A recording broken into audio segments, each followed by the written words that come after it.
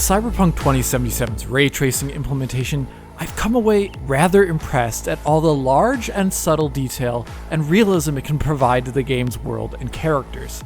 So in today's video, I will give a more in-depth overview of the difference that ray tracing makes to Cyberpunk 2077's graphical makeup, and hopefully this will give you, the viewer, an appreciation for the importance of lighting in video games, and specifically real-time lighting. To do this, I will be showing the game with every ray tracing effect off at the highest psychographical settings like here, and then also that same scene with the highest ray tracing settings on, like here. So let us first start with the game's most important RT feature in my opinion, and that is how it affects direct and indirect lighting. Cyberpunk's standard graphical presentation combines typical things you see in video games like screen space ambient occlusion, rasterized point lights and area lights, and what appears to be a grid-based probe lighting system for its global illumination in its real-time lighting. So there's no baking, I believe, here, like your typical linear video game. For my appraisal, Cyberpunk uses fully real-time lighting and shadowing. So like I talked about with Halo Infinite, real-time lighting means great speed and iteration advantages for developers, and all objects advantageously are lit and treated the same way. But at the same time, it is more computationally expensive, and doing indirect lighting or bounce lighting is even more expensive in this manner. Ray tracing is a great way to solve problems with real-time lighting, and Cyberpunk does it in quite a number of ways. Let's start small though with basic direct lighting.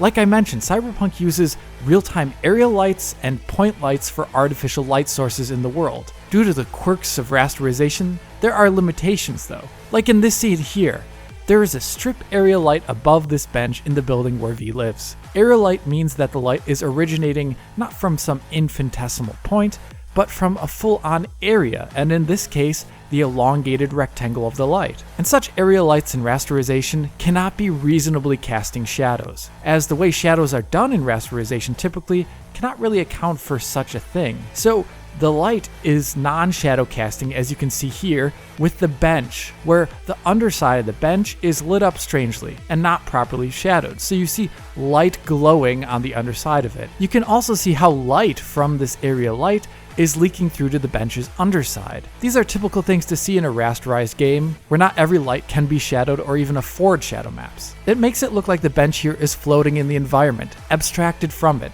With ray tracing on, we see this change. Ray tracing in Cyberpunk, through its RT lighting option, adds in ray traced emissive lighting, which makes the entire surface of that area light strip cast light, and real lighting that can also cast shadows. So now the area underneath the bench is properly shadowed, and there's no more light leaking really. Likewise, the entire room now has a more spread out yellow light from that area light, as the lighting from it is no longer an approximation or emulation of an area light. Rather, it's real rays of light casting from its entire surface. Now this scene is one where the rasterized lighting attempts to attach an area light to this lighting fixture. It's inaccurate and non-shadow casting, but an attempt is made. In other scenes like this one here outdoors, there is no area light attached at all. Area lights in rasterization are expensive, and in a big complex world like Cyberpunk 2077, there are performance budgets, limiting the amount of rasterized lights being able to be added to a scene. Adding in rasterized lighting means an artist also has to spend the time to physically align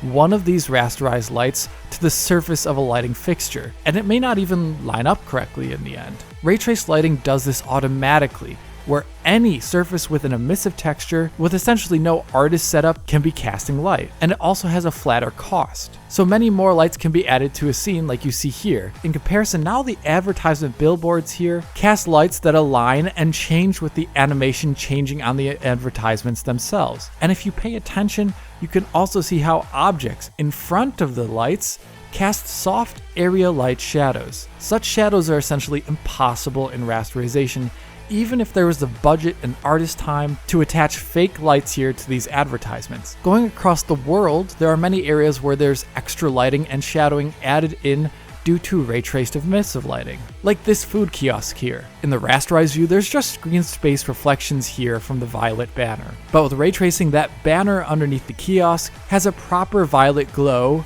spread around the ground and the objects near it. Or in this scene with lanterns, the rasterized view has no light casting from these lanterns, and you only see a chance screen space reflection of these lanterns from the right angle. With ray tracing, the whole surface area of the lantern is treated as a light source, and its reddish light is cast on the environment around them. Even in other scenes, we can also see more interesting properties from these emissive lights. In this scene, the rasterized view has attached fake rasterized lights to the neon light fixtures in the scene. And if you look, you can actually see the fake point lights inside of some of these fixtures. Like here, where you can see a point of pink light next to the neon sign. This doesn't make any sense, as the whole area is emitting light and not just a tiny point inside of it. Go over to the ray tracing view and the entire surface is now glowing. So the point light video gamey look that we're used to disappears, and even more lighting is actually added to the environment from this sign and the others, as the light is adhering to the shape of the signs, and it can even cast diffuse shadows. And those diffuse shadows can help quite a bit with realism,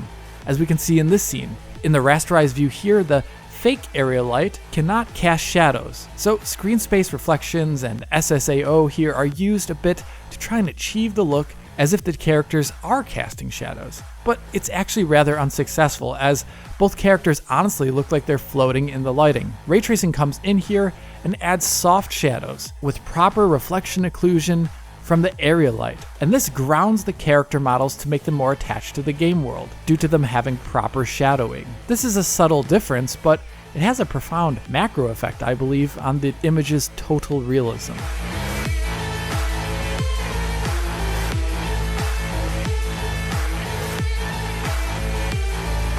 Moving away from artificial direct lighting, we also have natural direct lighting and indirect lighting from the sun and sky. In the normal rasterized lighting, in an alleyway away from the sunlight, lighting is handled by indirect lighting probes and screen space effects like SSAO and SSR. So the probe lighting here in this scene is capturing a bit of the color from the sky, and it is mapped it across all the surfaces in this alley. It is just a probe light though, so it has mapped it in a rather directionless manner by its very nature. So the light from the sky in this scene with rasterization looks like it's coming from everywhere. And SSAO and SSR come in then to try and help ground objects in this directionless lighting, but it can only do so much. With ray tracing, the entire sky is essentially treated as a massive emissive area light, like a giant blue neon sign, and this causes directionality to be added to the lighting here. The concrete bench these characters can sit on is now casting a shadow from that sky lighting,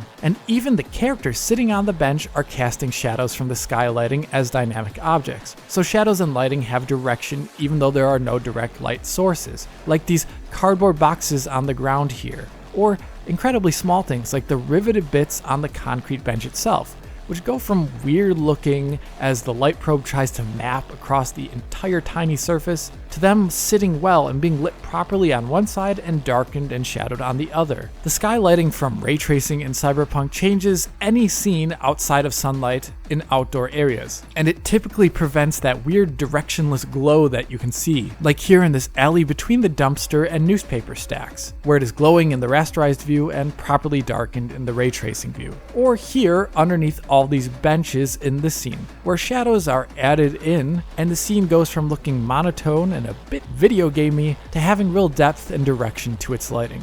This does not just apply to outdoor settings, of course, but any indoor one as well, where the sky can be seen through a window or crevice, like in V's apartment when the shutters open. Here in the rasterized view, these objects on the table are shadowless in this light from the outdoors, and really only partially grounded by SSAO and screen space reflections. With RT on, shadows from the light coming through the window are added in, and generally this takes away that typical video game look that we are used to.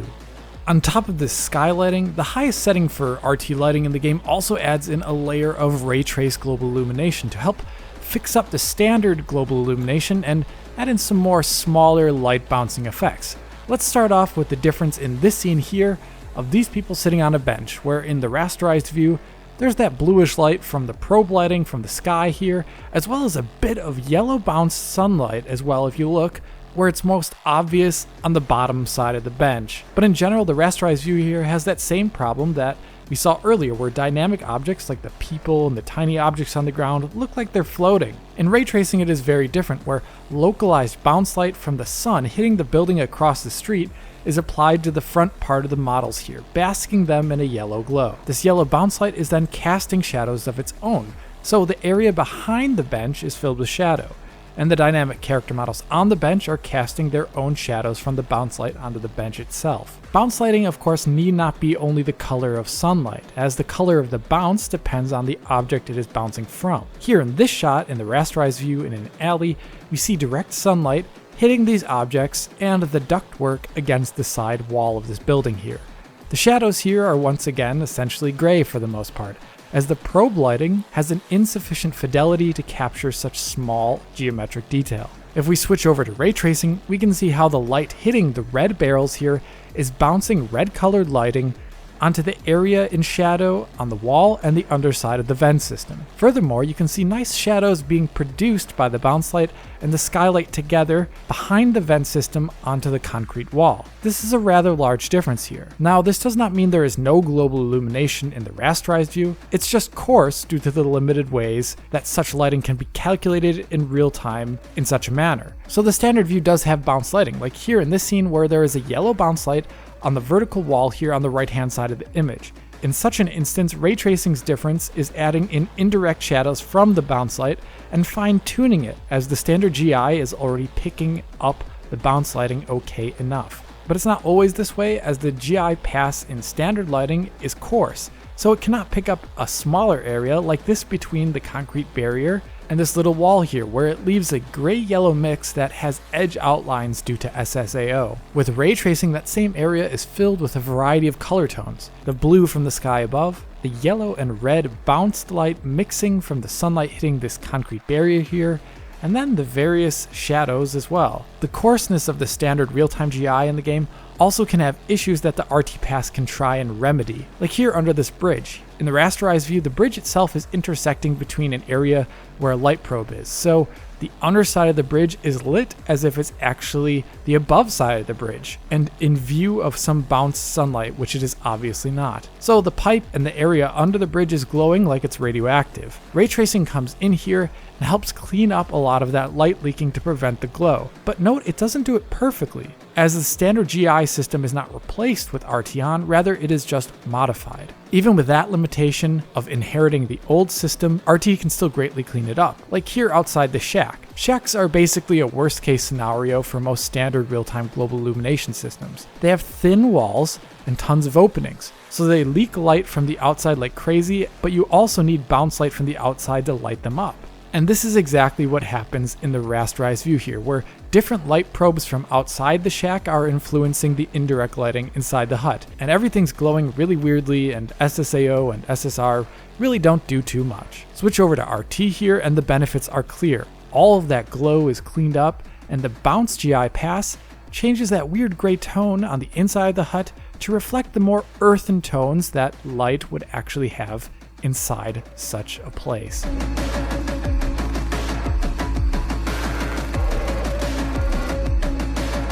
Beyond the RT lighting, the game of course has ray traced reflections, which are really a part of the lighting, but people tend to think of reflections as being separate. I've covered ray traced reflections a lot on this channel before, so I'm going to retread ground here I've already covered.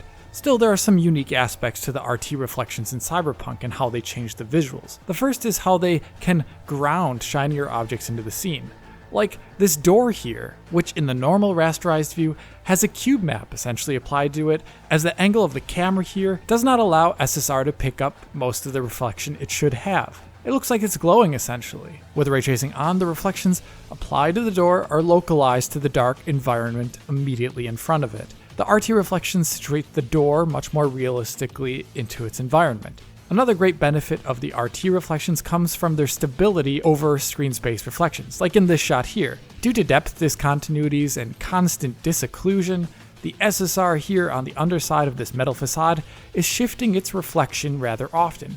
As pedestrians walk below it, SSR cannot tell them apart from their background, so you see the reflection warp around and move with the pedestrians. It's not how it should actually look. and it's a typical artifact you see in games with SSR. With RT reflections, this is of course not a problem at all, even though ray traced reflections in this game do blend in some aspects of the image in screen space. Another nice advantage from ray traced reflections in this game comes from the adding of specular light in scenes like here in the elevator. In the rasterized view, the elevator is primarily just lit from the yellow light inside the elevator, even though there's a large window here with bright light coming in from the outside. With RT on here, the emissive sky lighting combines with RT reflections to create a completely different look altogether in the elevator.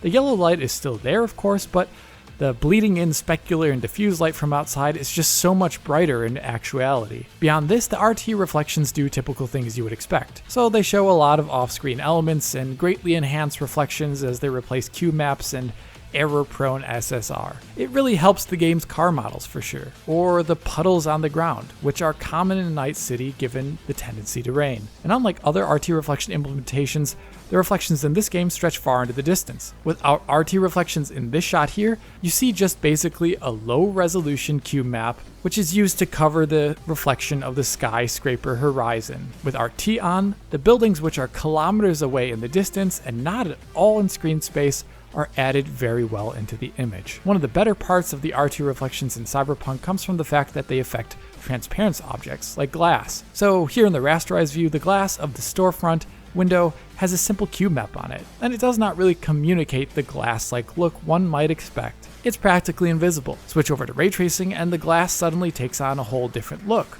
with near mirror-like reflections of the world wrapping around it and conforming to its surface. Not all glass though is done the same like this with near mirror-like reflections. A number of storefronts just have blackened glass windows with a rougher surface. SSR does its usual thing on such surfaces here, where you see an obvious cutoff point when nothing is on screen. With RT reflections, they're filled in just like you would expect. Sometimes though, the benefit of RT reflections only shows itself really when you turn it off. Like take here this transparent tarp flap covering this doorway with ray tracing on. With ray tracing on, it looks rather unassuming. I don't think much of it. It's fine, nothing too interesting. But suddenly with RT set to off, you realize how important ray tracing is to the transparency shading on the tarp. The tarp looks rather last gen in comparison due to the difference in its shading. Now the last RT effect I'm going to talk about here are the ray trace shadows from the sun and moon. And I've covered these before a lot on the channel, and they have the same highlights that I've mentioned before. RT shadows can easily represent shadows of different sharpness. So in this shot here, the rasterized view has the faraway shadows from the tower ultra sharp, just as sharp as the shadows from the garbage and debris on the ground.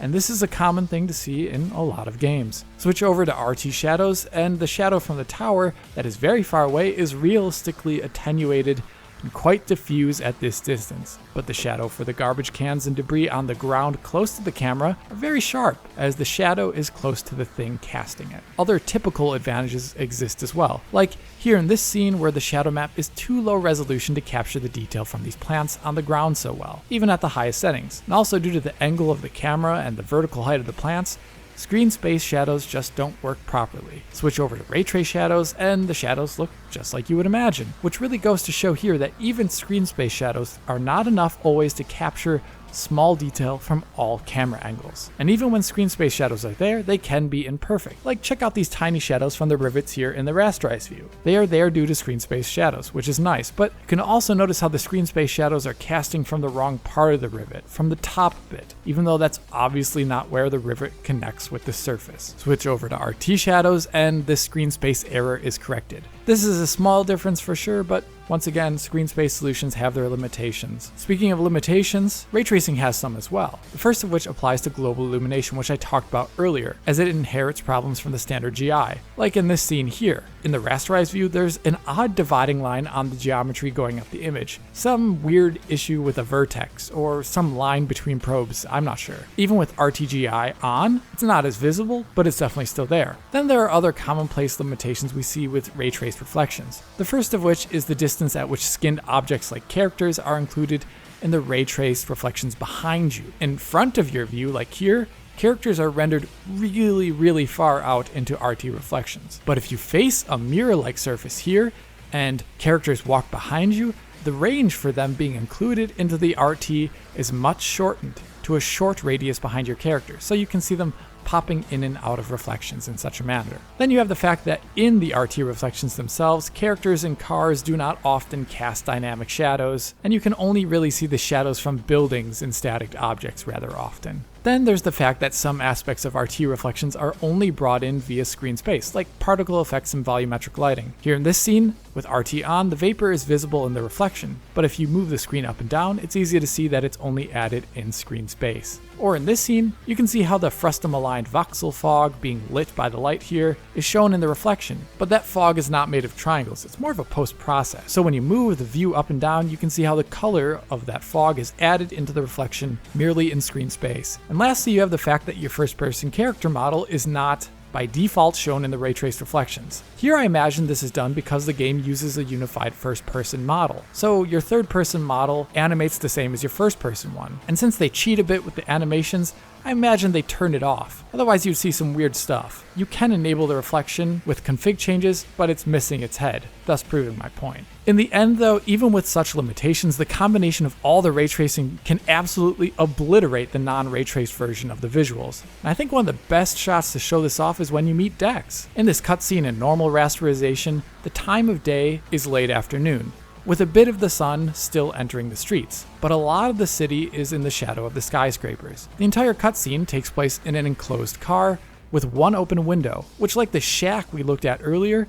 is one of the worst case scenarios for real-time global illumination without ray tracing. Essentially, the car is rolling through the streets, entering and leaving different light probes. So the interior of the car is glowing with the light from the outdoors. And this glow from the outdoors is changing its color and intensity constantly as the car moves and enters and leaves new probes. There are no shadow casting lights as well in this scene, as this tiny light on the right is set to non-shadow casting. And lastly, you have a lot of shiny surfaces like Dex's augmentations, his chains, and his glasses, and they're all forward facing towards the camera. So SSR at this angle cannot help. Most of their shading is derived from cube maps. When I switch RT on in this exact same scene, I think it looks a generation different. Most of all the issues I mentioned are gone. That weird glow from the probes outside the car is eliminated, and only the small opening of the window is allowing in directional light from the outside, which also adds some extra shadowing in. Furthermore, the chains and augmentations on Dex look much less glowy and plasticky,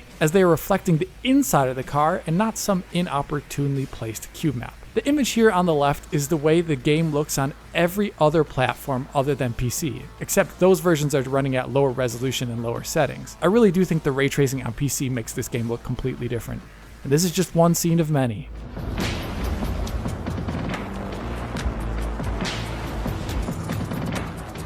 If you watched my last video, you know ray tracing is expensive, which is why DLSS is so crucial in this title. Take for example the lowest end NVIDIA ray tracing GPU of the RTX 2060. At 1440p using my optimized heavy ray tracing settings, which maintains reflections, sky, and emissive lighting, the RTX 2060 in this expensive scene is really struggling at 15 FPS. It's completely unplayable. In DLSS balance mode with minimal degradation to image quality, as you can see here, the RTX 2060 is achieving a much more playable 38 FPS. At 1080p, using my light ray tracing settings which keep the crucial sky and emissive lighting, the RTX 2060 is around 40 FPS at native resolution. But with quality mode DLSS, with a minimum image quality loss, the chance for 60 FPS is there, especially on a VRR display or with an overclock. And really, the small image quality degradation, I think, from DLSS is worth it in comparison to a native image, for example, without ray tracing, which really starts to look last generation in comparison. So there you have it. Ray tracing does a lot for Cyberpunk 2077's graphics, and I hope this video could inform you as to how. If you did like this video, hit that like button and subscribe to the channel. If you're already a subscriber, then hit that little bell in the corner to be informed as soon as Digital Foundry posts a video. If you want to see this video in full quality, support us on Patreon to get this video and years worth of high quality content available for download. If you want to talk to me about ray tracing in Cyberpunk, please write a comment below or follow me and Digital Foundry on Twitter. As always, this is Alex, bidding you farewell und auf Wiedersehen.